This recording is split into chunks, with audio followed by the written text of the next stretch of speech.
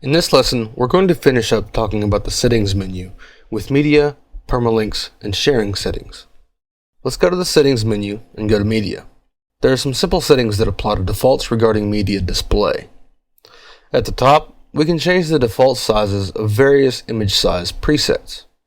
When inserting an image into a post or page, you have the option of choosing the size at which it will be displayed. These choices are thumbnail, medium, large, and full size. Obviously, there are no settings for full size here because that simply shows the image at whatever resolution the image actually is.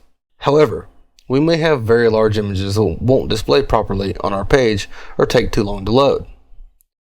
In addition to setting the size, you can also choose to crop the thumbnail size to the specified dimensions. Thumbnails for large images don't work well if they're simply scaled down. They look garbled and often unrecognizable. It's a good idea to set the large size width to the width of your content container. Otherwise, anytime you choose to use large on an image larger than the width of your content container, it's going to disrupt your sidebars and generally look unprofessional and just bad. Below the size settings, we can organize our uploads into month and year based folders. This just makes the files in the file system easier to navigate should you ever need to do it. It makes things nice and tidy, so I see little reason to turn this off. But you do have the option. You will not see this next option unless you have turned on the image gallery carousel in Jetpack, but it allows you to change the background color, display image metadata, and default all galleries to tiled galleries, which you'd also need turned on to see this particular option. Now let's move down to the permalinks options. Permalinks are the link URLs that WordPress generates for your posts, pages, archives, and everything else.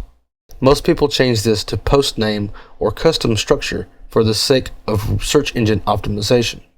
If you're running a news site, maybe the date structure would be useful to you. But for most people, the content itself and the subject of the content is the most important thing. Let's use a custom structure of category / post name. This will list our category and post name in the URL of our posts.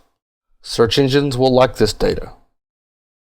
You can also add a base URL for category and tag URLs. Say we wanted all your categories prefixed with gardening /. So we could put gardening / here. And our tomato category URL, for example, would be oursite.com/gardening/tomato. This is yet another SEO technique that some use, but many consider cluttered and unnecessary. Finally, let's briefly look at our sharing settings. These are the settings we saw earlier in our Jetpack videos, where you can set up your social media, networking accounts, sharing buttons, and sharing display settings. I recommend that you become intimately familiar with the settings menu, as using the options within effectively can make your site more visible to search engines and generally more pleasant for everyone to use. No one likes ugly URLs with question marks and equal signs, you know? Also, be aware that plugins can add items to this menu and often do. So check here if you have anything you want to change about a plugin. In our next chapter, we're going to look at syndication and getting your blog published in aggregators that will facilitate finding new readers.